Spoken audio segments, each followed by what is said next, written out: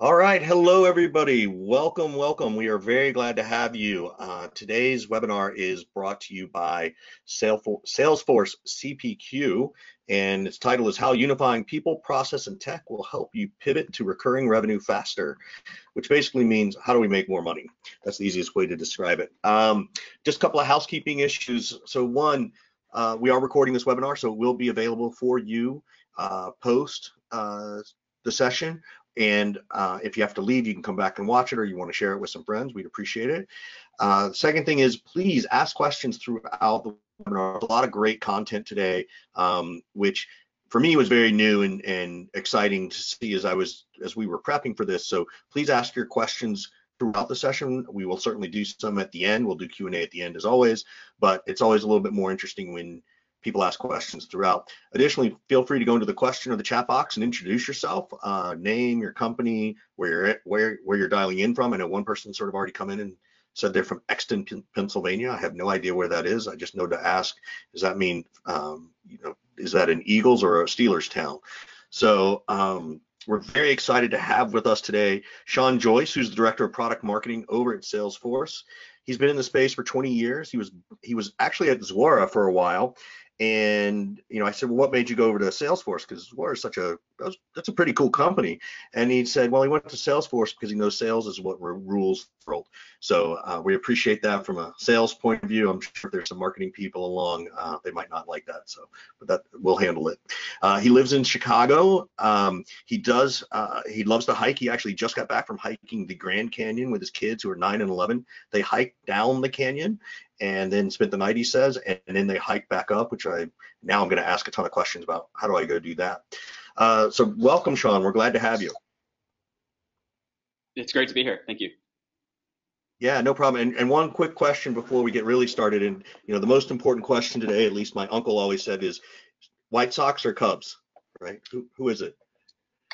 100% Cubs. I'm a season ticket holder for about 8 years now. So yeah, Cubs fan all the way. Nice. All right. Excellent. Well, we're glad to know that. Now I can keep talking to you.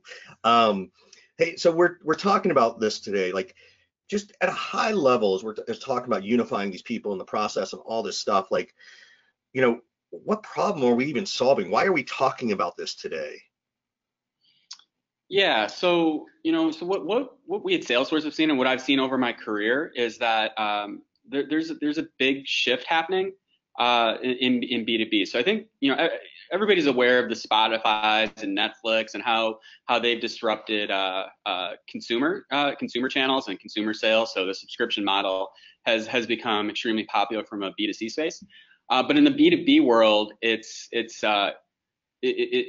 affecting it even more. And so, what I've seen is that the models that companies used to sell direct to their customers over the last 50 years, they were models that were designed in the 1950s by companies like IBM and NCR. And then, we automated those processes, those same exact processes, with the first CRM systems in the 90s. So companies like Siebel and even Salesforce, when they started, it was really focused on just automating these old legacy models that then would connect to back office systems. And the world that we're in today, from a B2B sales standpoint, is much different. So you need to be much more dynamic, have much more flexibility. And so what we're trying to solve is this idea of pivoting to recurring relationships and recurring models. So whether that's subscription or consumption, there's some unique challenges that come with that pivot. So that's kind of what we're looking to focus on. Yeah, when you say these sort of old models, right? Like even Salesforce was just sort of trying to improve, I don't know if the workflow. Can you give a concrete example of one that you still see people doing, but might still be more of that 1950s IBM? Like what is that? What was that old process that you think is being disrupted? Yeah, so I actually have a slide that kind of illustrates that. So, and it's not that those old models are going away or dying. I think it's a mistake to say that we're all moving to subscriptions or everything's gonna pivot. But it's really what we're seeing in the B2B world is that there's that you have a combination of models. And so what I have up on my screen right now is that traditional model. It's obviously very simple, But traditionally, what you do when you're selling to your customers, if you're selling just products or perpetual software, you have a marketing team that's looking just to generate pipeline, and it's always just generating new leads, new pipeline, which then is handed off to sales. Sales is then going to have their own process to go through. Ultimately, hopefully results in an order, which sales ops takes and then hands it off to finance, who then goes and generates invoices and manages collections.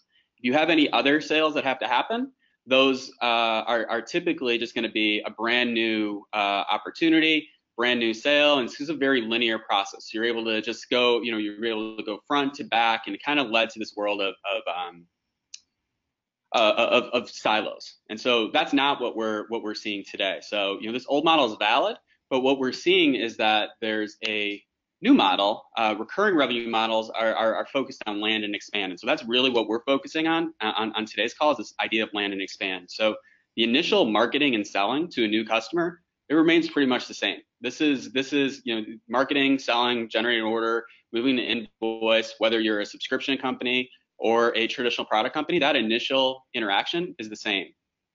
Where things then change is after the initial order. So after the initial order, you're gonna have a whole new process. So you're often going to be marketing from what's already been sold. So you're not marketing a new set of products. You're typically going to be trying to market something that, based on what's already the customer's already using. So maybe you want to move them from a lower level plan, the silver plan, to the gold plan. So you have to have marketing has to have knowledge of what's going on in order to do that. And then the sales team has to take all the details of what's already been sold, determine, how are they going to upgrade and add on and change. So there's a lot of complications that could come along with that. And ultimately, it's not a single channel. So, this is the direct sales channel, but what you're gonna see is that it's channel sales, customer service, self-service. All these models all have to be saying the same thing. They all need knowledge of what's been already sold in order to manage the entire life cycle. And so that's really where where there's these challenges. It's not so much the new orders that cause a problem.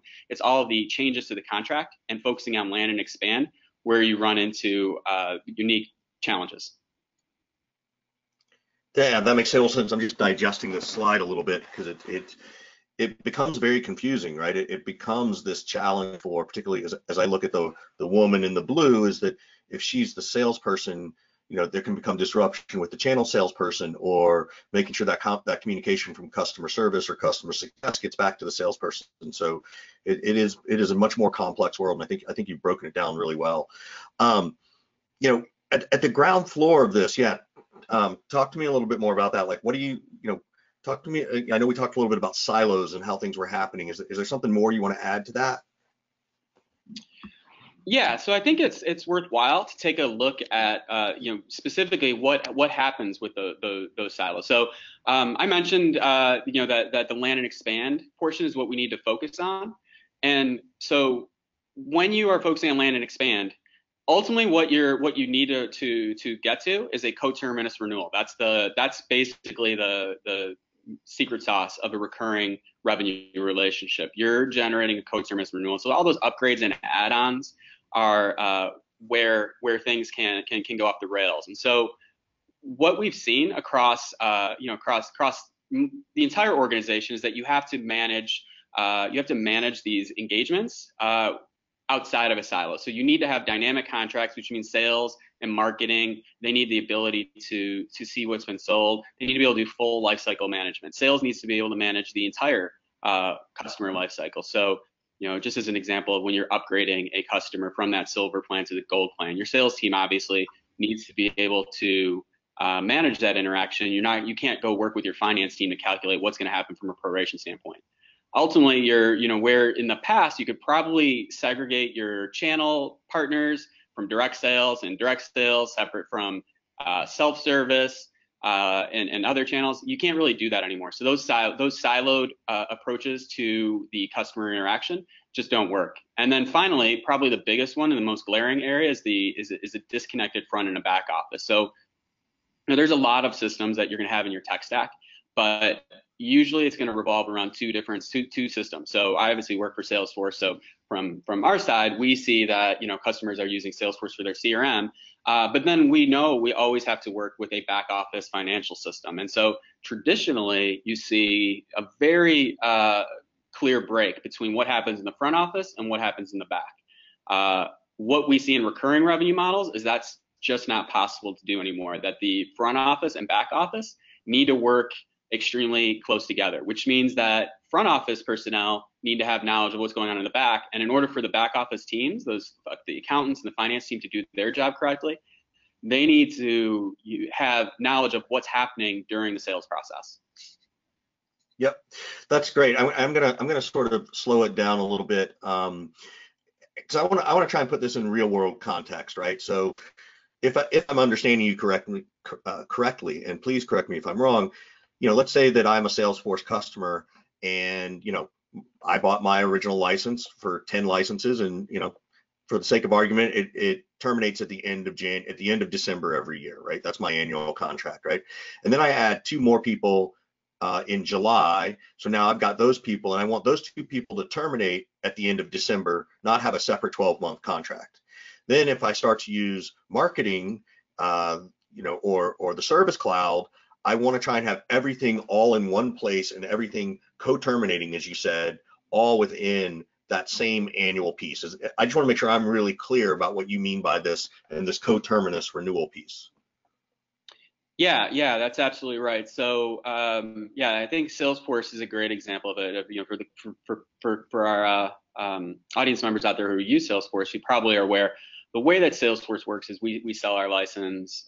We sell a number of users and modules. And so take the example that you just said, Richard. So in the middle of the year, maybe you decide you want to add 10 Salesforce users. So what has to happen in order to add those 10 users is the sales team needs to be able to determine what is the prorated amount to charge in order to keep that contract coterminous. So just say that you subscribe to Salesforce and you pay annually. You might be on a 3-year contract. So those 10 users, when you're adding them in the middle of the year, what the sales process has to do is calculate how much am I going to charge? You're not going to charge them for a full year because they're only going to be using a portion of that first year of the contract. So how much am I going to prorate in order to make sure when it comes up for renewal, that it comes up for renewal at the same time? What I've seen at companies that struggle with this is a lot of times the add-ons and upgrades, the way that they look at it is they don't necessarily look at what's going to happen when the renewal happens. They look at just like, well, we want to add 10 users now, and those 10 users are going to cost $1,000 for a year. And if you do that without prorating that amount up front, what you'll have is a completely broken renewal process where you have just renewals of all these different upgrades and add-ons throughout the year. And since the whole point of a subscription and recurring revenue process is to make things easy for the customer and be able to add on and upgrade consistently, because that's how you're going to grow your revenue, is by focusing on expanding. If you do that successfully, where you're adding on a number of users throughout the year, you're going from one plan to another, you're adding modules, you're not doing that while determining what the coterminous amounts are to keep the contract clean, you're going to end up with a completely broken renewal process and some very unhappy customers and a lot of frustration in the back office where they can't balance the books because they can't determine what are we obligated to perform, and so there's implications for them as well. Yeah, no, I can see that. I mean, managing 4 renewal processes throughout the year for one client, if you're a solopreneur and you can do that, great. But when you get to be a big company where you're growing revenue like that, now all of a sudden you have 1,000 or 10,000 customers, and every customer has 2 or 3 different separate renewal dates. That's a massive problem, not only for the sales rep, but also for commissions in the back office, everything in the back office on billing and accounting and reporting numbers for if you're a public company and all that stuff. So I appreciate you talking about this topic. We have a great question coming from Pierce. Pierce wants to know, if the enterprise sales department adopts this model, how do the reps get paid, right? So when you go to this type of coterminous renewal so that everything happens, but you're selling different things throughout the year, does Pierce get paid monthly, annually, quarterly, over the course of the term? I don't know, we don't want you to tell us how Salesforce pays, but what have you seen as a best practice? Yeah, and so there's I can't say that there's necessarily a best practice. There's a lot of options, and there's always going to be a balance between what sales has traditionally expected, and then then when you compare it to a recurring revenue model, what really makes sense going forward. So if you look at just perpetual software, and the way sales reps were commissioned for perpetual software, it's a big long sales cycle leading to a large revenue event, and they get a huge commission check, and that kind of leads to drive-by selling, where you're just you're really just focusing on getting that big deal. You don't really care. Not that sales doesn't care, but your focus is on the commission, not what happens after the deal is done. With recurring revenue models, you really need to make sure that you're incenting the reps to drive adoption, and to make sure that you're focusing on the expand part of it. So what I see pretty consistently is that you recurring models, even if you're going to do a monthly, especially in the enterprise, even if you're going to have something where it looks like it's charged monthly, it's typically going to be an annual contract.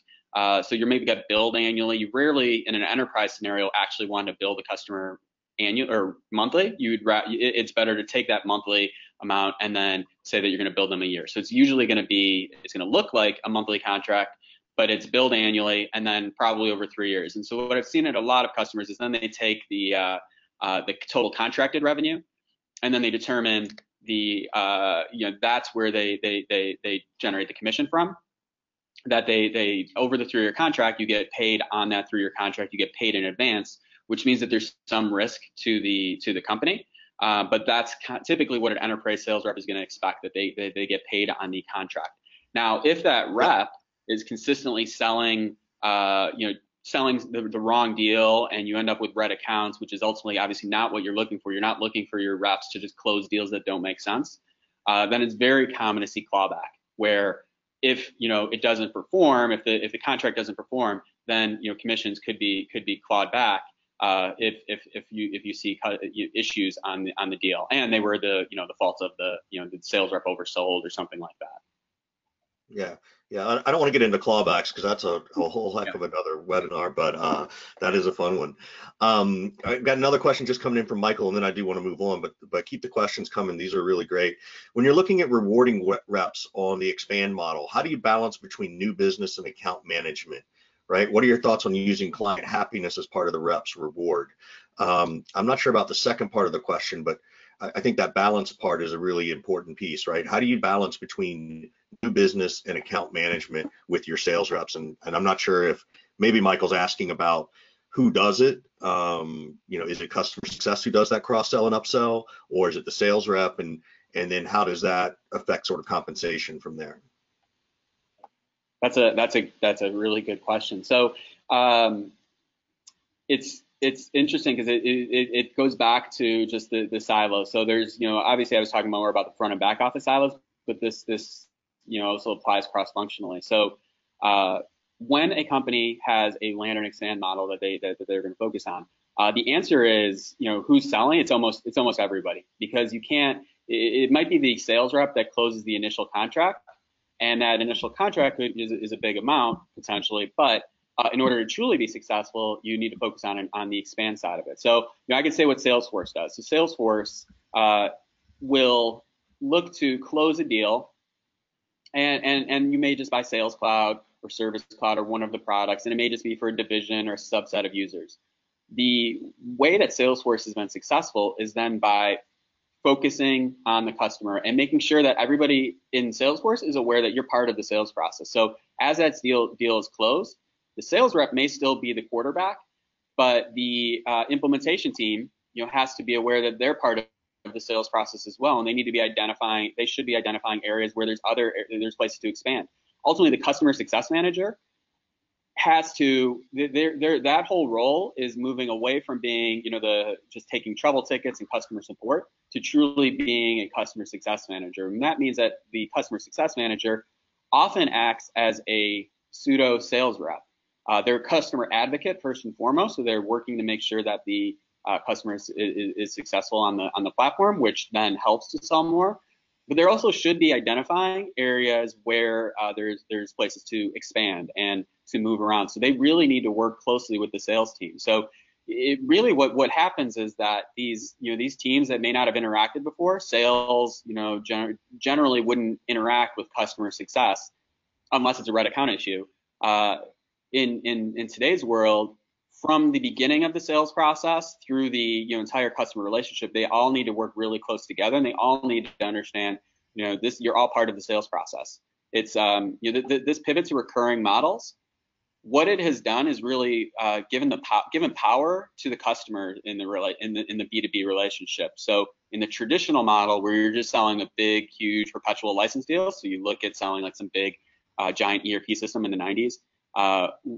For those of you around, you probably remember there was these huge failures where the implementation failed, big, huge failure. The people get fired at the company that purchased it.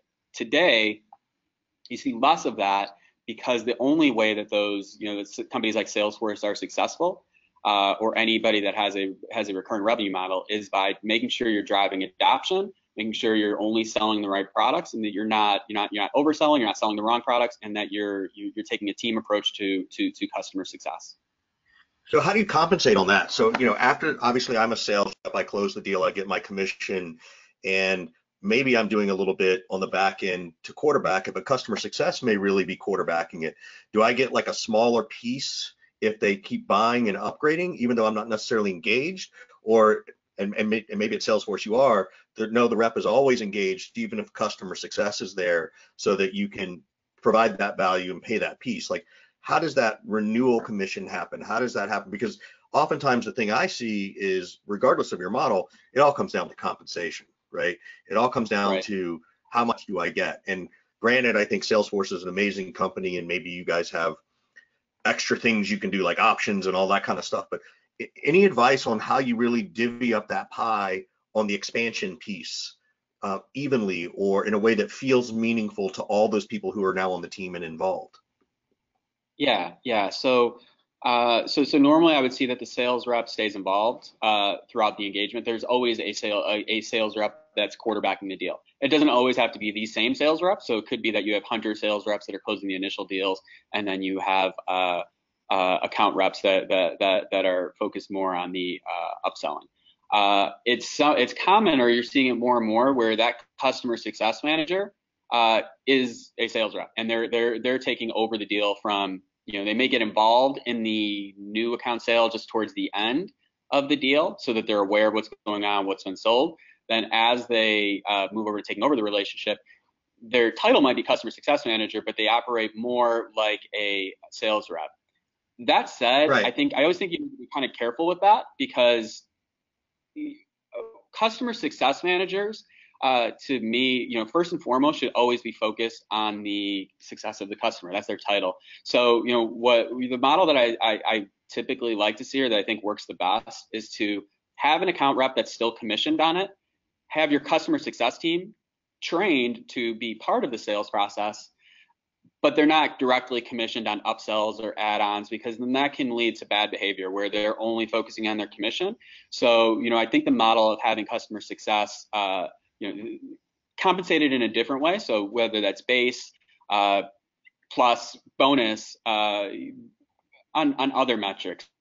So not on upselling, but on other metrics of the customer. I think then that's the better way to drive good behavior, because what you don't want is a world where everybody is just looking for a commission, or you'll find yourself in trouble.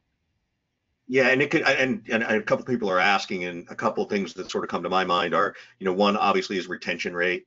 One is just general growth. I've seen a lot of people take the customer success team and try and tie not necessarily a revenue number, but if the company hits the goal, customer success gets a piece of it, or even product engineering gets a piece of, hitting goals. So I think there are other ways to do it. And I like how you said that you got to be careful with this, because if we want to reward people for the hard work, we need to compensate people, we need to take care of the people who take care of us, but you don't want to create such a cutthroat culture, which I hear you sort of cautioning against.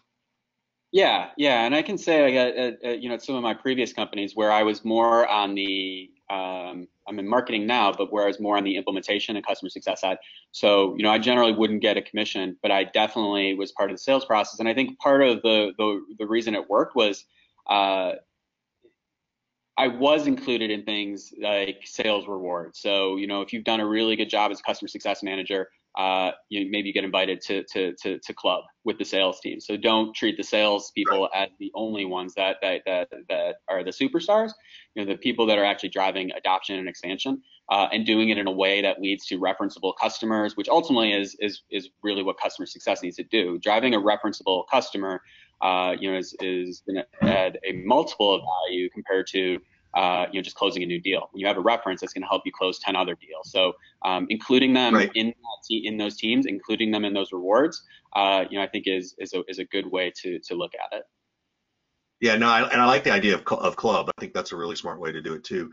I want to move on a little bit. There's a question from Carl about maintaining engagement throughout this process, but I think we're going to cover that further on. So Carl, if we don't bring that back at the end, but I think we're going to cover that in the next thing.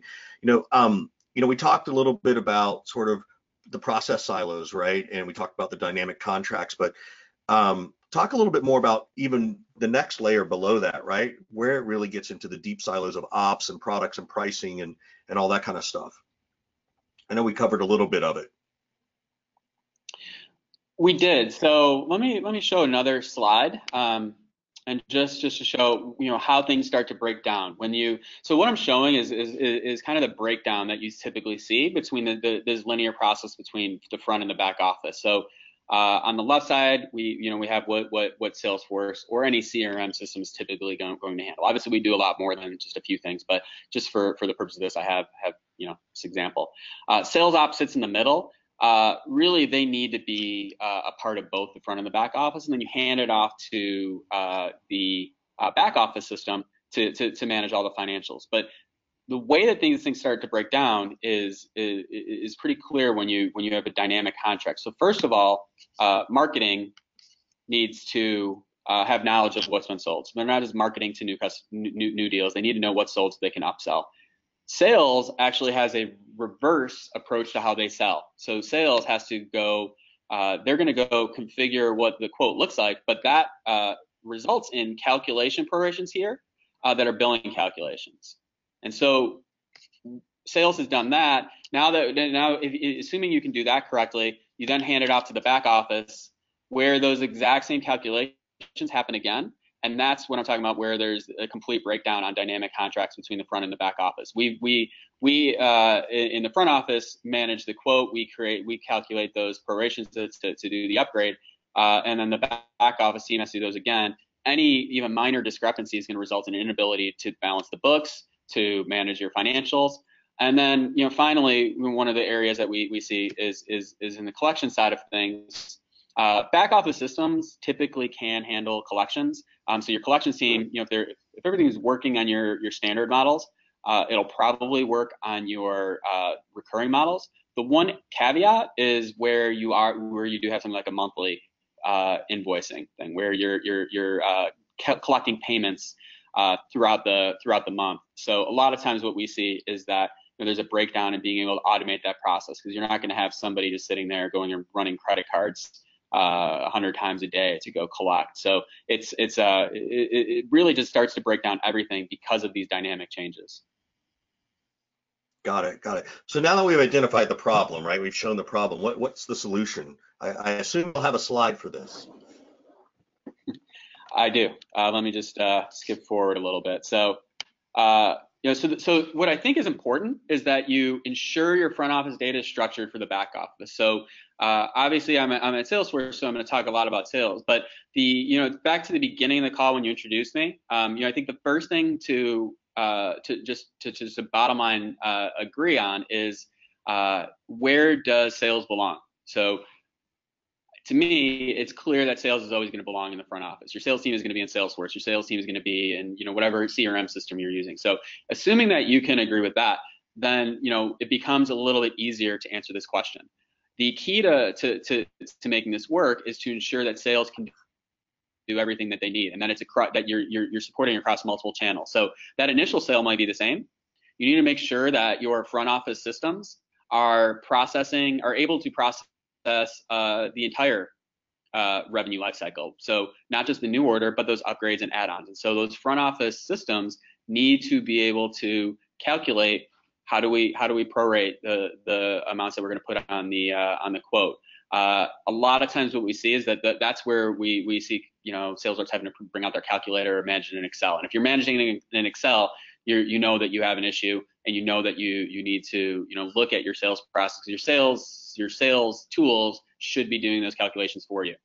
But once those calculations are done, and you finalize what's going to happen from an ordering standpoint, and the deal signed, the key then is to make sure that your back office has the detail it needs so it can process everything going forward. So the main difference I have on this slide compared to the others is, besides the blue color, is the fact that you can do the back office is taking those they're receiving the calculations. So instead of the back office having to do all those calculations again, those proration calculations, they're receiving it in some format.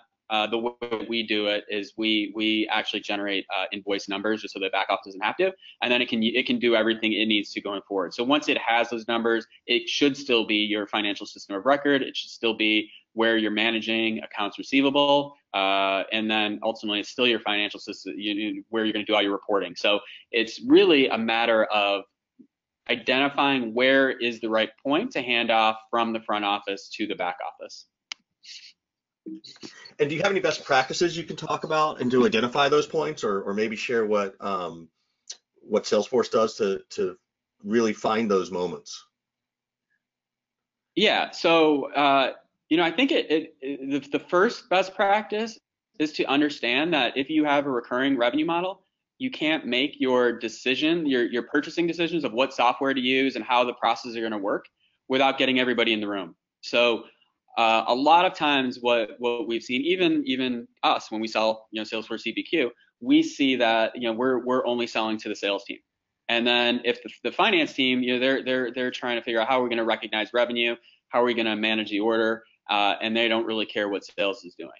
And that works in the traditional model, but in this recurring model, you can't do that. You need to make sure that both the front and the back office, along with all the supporting functions, so customer success, marketing, accounts receivable management, all of those teams have to get together to understand where are they impacted by what happens upstream, and then from the front office teams, they need to understand where are they impacted downstream. So we like to look at when we're selling to recurring teams, if we're selling Salesforce to a team that has a recurring model, that we really get everybody in the room together, and that we don't treat them as siloed teams that are can make decisions independently. Because all that happens if you do that, if you silo out your purchasing decisions to manage sales from finance, you end up with, at a minimum, a lot of manual work, manual handoff in between.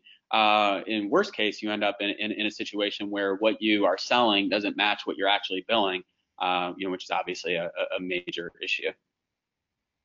Yeah, the last thing and I think we've all been down this road where we had to do 6 different demos for every different silo, right? Where nobody can get everybody to show up at once because we think we can express the sales cycle by doing that, let's just have 5 demos, when in fact it actually makes it harder in the long run. So I appreciate where you're coming from with that one. It does make it harder, and it's so I think there's always going to be a tendency to try to make to minimize the number of decision makers. I think that's natural, that you want to minimize. If you have a tool that is used by sales, keep it just to the sales decision makers. So it's a natural decision to try to do that. What we often see is that will take you so far, but ultimately, somebody else has to sign off on it. And the last thing you want is to go through some long sales cycle where you've gotten sales completely on board with it. They're ready to sign a contract. But then finance realizes, hey, this is, you're going to go, implement the sales system. That's going to result in a different way to look at contracts and orders and invoices. And, we need to put the brakes on it. And so it really, ultimately it saves time to make sure that everybody at the customer is aware of what's going on, and don't, treat them as silos. Yeah, no, I completely agree. I teach a thing on better, faster, and cheaper. And oftentimes people go for faster and cheaper, when in fact, quote unquote, taking longer is faster. Making sure that if you had to wait an extra 2 weeks to get everybody in one meeting, well, that's actually going to be better later when it's time to close the deal, right? So I really appreciate this. It's a good And topic. it's not only faster, it's also, if you go back to thinking about land and expand, it's Yes. it's It's really easier. important to make sure you're selling the right thing Yep. to make Yep. sure that you can expand later. Yeah, and I think it's important. I distinguish it as who's affected by this decision, not who's involved in the decision, right? Because those people who are affected are the ones who need to come along as part of the back end. Oftentimes, it's the back end that's affected, but may not be the user that you need to Right. talk about. So Yeah, and then one more thing, um, you asked about best yeah, practices. So, while it's important to get everybody in the room, I think the other thing to understand is that this is not something that you bite off all at once. So, uh, everybody, you kind of like, what I like to see is that you have a long-term plan of how this is all going to work, uh, but you bite it off in bite-sized chunks. So, again, since I'm Salesforce, the way that we would look at it is we would say, what we want to do is we want to make sure we have your sales processes structured first, that we know exactly what's going to happen from a sales standpoint and all of the flexibility you're going to need there. Take some time to get to use it. Make sure that you know what you're doing, and then you can use us to do additional things like billing. So we can add on the ability to take what's in from a sales standpoint and generate invoices. But it's not necessarily a great approach to do that all all at once. Ultimately, then, we know we need to work with the finance system. So it's not that you need to look at all of these systems and make wholesale replacements. It's more that you need to have a long-term goal in mind, and then stops along the way. I actually have a customer example, some that did that. The way that they looked at their approach to this problem is they called it Project Road Trip. And so what they had was, they knew that they basically had a map, and they had two points on the map. So they knew that they were going to have Salesforce, which they were putting in San Francisco, and they knew they were going to use Oracle. Those were the two systems they knew were going to be in place. So they had their 2 points on the maps, and they focused on getting the fundamentals of both those systems right. And then the road trip for them was like everything else that's in between. So they know they might, stop in Las Vegas or Minneapolis or whatever. So there's all kinds of different points of how you could get to New York. But make sure that you have your starting point and end point in mind. And then, as you're going through the process, realize that, your road trip might change, that you might get to Las Vegas and decide you want to go to the Grand Canyon. So it'll be a little bit of a detour. So I really liked that analogy, the way that they looked at it, because it's really taking what and then as the fundamental building blocks, and then building around that. So it's to me, it's always important. It's important that it's usually going to be your front and back office systems that are those two anchors, and then everything else you can kind of fill in on the way. Just make sure you're doing it complementary to the systems that are in place. yeah, no, I completely agree. So let's say you've gone through this process, right? We've clicked our heels 3 times, and all of a sudden we've got the front and back office working well together. What comes out of it? What comes out of this better alignment?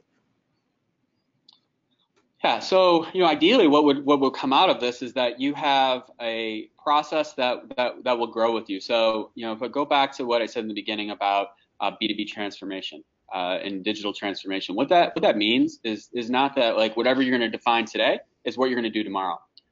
You know that the way that you sell, the way that you price and package, you go to markets today, it could be completely different in 6 months or even 2 months. It doesn't matter. Things are going to change. So when you structure this in the right way, when you're using the front office sales correctly and working with the back office, you have the ability to then make changes. So you have the ability to introduce new products and pricing quickly without having to touch a complex integration between product catalog integration between Salesforce and Oracle. You have the ability to set up new bundles, or have sales basically be able to take control of the relationship, where they're not relying on product management or product marketing to predefine bundles for them. They have the flexibility to decide what makes sense for this customer.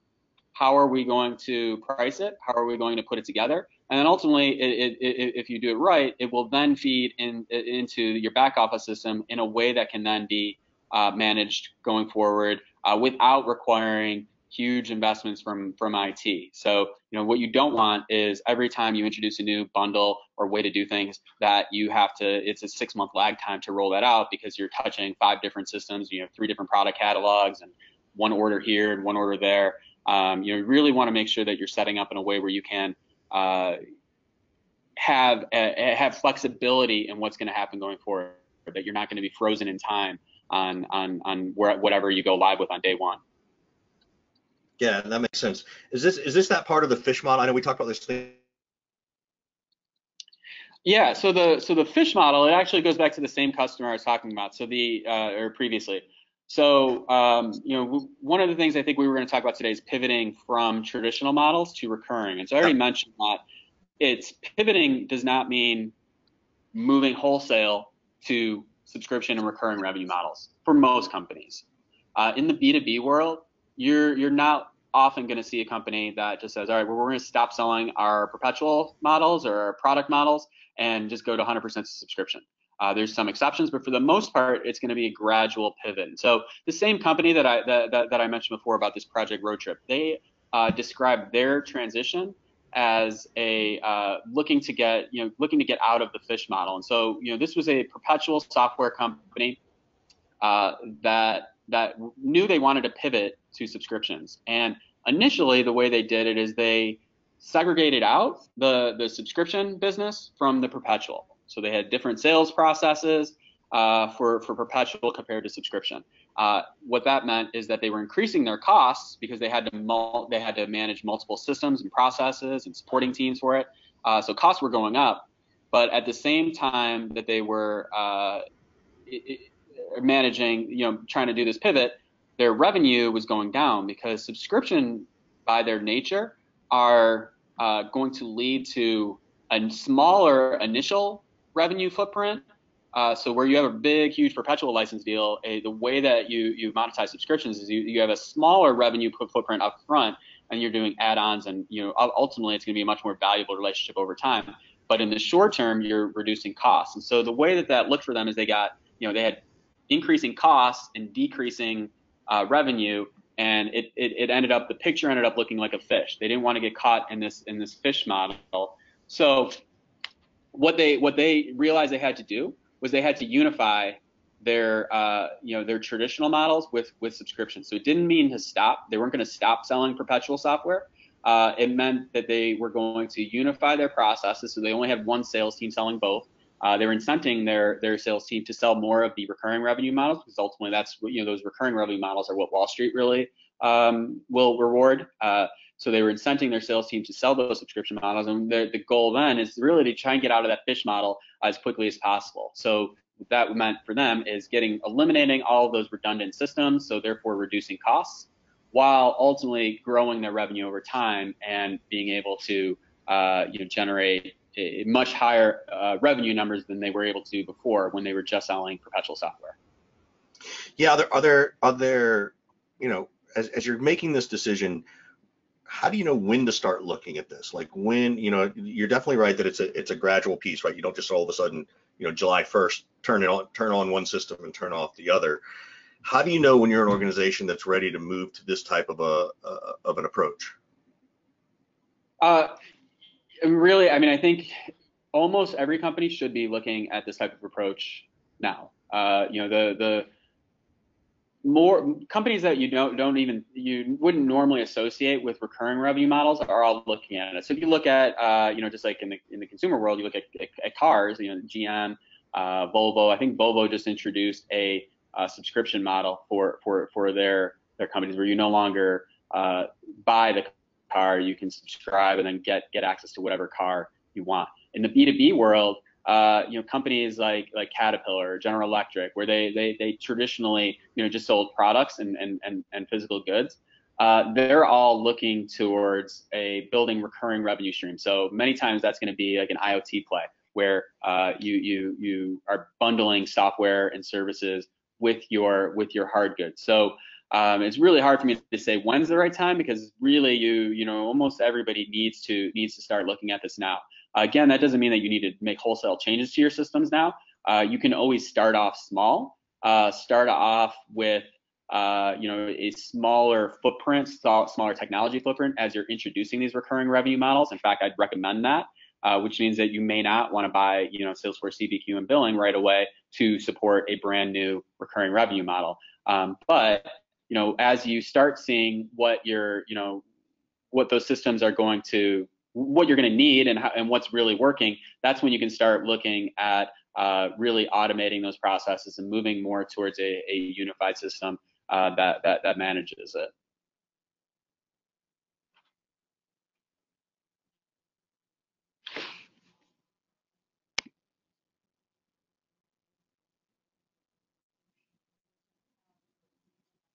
I think I lost audio. What? Yeah. What's that? I think I lost audio for a second, so I can hear you now. Oh, I was just saying that we were very impressed that you didn't try and tell us to buy CPQ when you first signed up for Salesforce, right? Sometimes the Salesforce reps want us to get it all at once. Well, for my Salesforce reps that are listening, please go buy Salesforce CPQ right now. But it's realistically, it's a gradual progression to get there.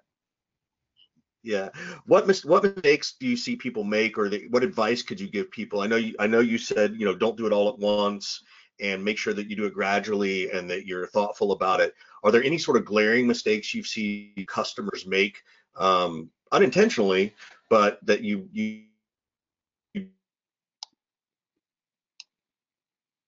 warn other people about?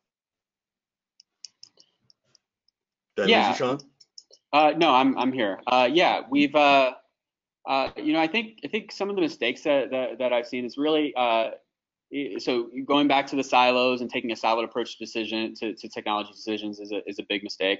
Ultimately, I think the team that you choose to implement the solution is probably going to be the most critical factor. So as much as I'd like to say that Salesforce is gonna solve all your problems, it won't unless the team that you choose to implement it has the knowledge and experience to manage this. And so, recurring revenue models are newer for B2B sales. And so if your team that you choose to implement it and to work with you, your consulting team or your internal team that's going to be doing this, if they don't have knowledge of what these challenges are, it's highly likely that they're going to run into problems because they're probably going to be relying on the old way of implementing and the old way, to focus on the front and the back office. So, what we try to recommend to our customers is we try to recommend one of our partners that's going to have that has a solid background on this specific problem, that knows the challenges of recurring revenue models and understands, when the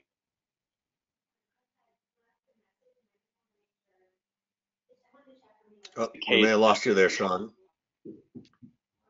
All right, are you? Can you hear me now? Now I can. Yeah, sorry about that. No problem. I apologize. Yeah, I mean, my point was to make sure that you have a implementation partner that understands this specific challenge, that can help you with this pivot, help you build recurring revenue models, and really they need to have experience that crosses both the front and the back office. I think, because of the way things have been traditionally done, you often will have partners that or companies that focus only on the front office and then only on the back office. And if your implementation partner is basically like that, where they really only focus on those individual challenges, they're going to fall back into bad habits, and they're going to struggle to help you make that pivot.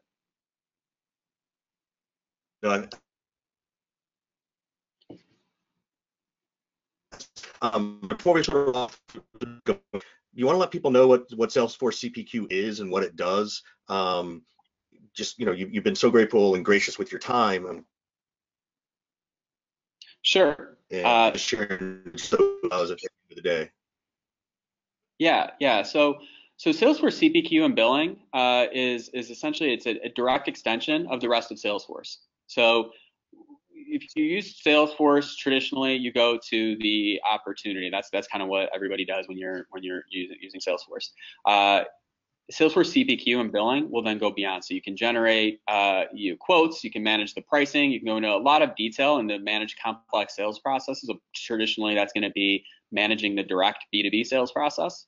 And then we can take all of those details, including contract changes and amendments, and generate invoices and the numbers that are going to be that you need to have to present to provide to your back office teams and ultimately to your customers. So what we're trying to do is provide a unified transaction engine for sales all the way through billing, and then complement all of the financial systems that are out there. So today we're not looking to compete with the Oracles or SAPs of the world in terms of the back office functionality. We're looking to really complement them and manage the processes that make sense. If they want to know more about CPQ. So I lost you there for a second. Did you say where to go? If yeah. Yeah. How can people get a hold of you if they want to find out about CPQ? Yeah. So well, you can always go to salesforce.com. Or you can email me directly. I'd be happy to answer any questions. That's SJOYCE@salesforce.com. Cool, awesome. Any other last minute points you want to make to everybody before we say goodbye? No. I mean, I hope to hear from you. I mean, I think this is this is a topic that really is it's almost like my hobby. I've been focusing on this for about 15 years, trying to solve this specific challenge. And so, I think it's an interesting area. I think we're in a really interesting point in time where this pivot is happening. And so, I think it's going to be exciting to see where this goes in the future. At least for me to understand the more complex approach, right? We talk about complex sales cycles. This is the other part. Maybe my internet connection just went down. If people can hear me, I hope they can. If they can't, I apologize. Okay. Yeah, I think it may be yours, but we'll figure it out. So I think I'd like to thank everybody for attending. I really appreciate it, and so thank you very much.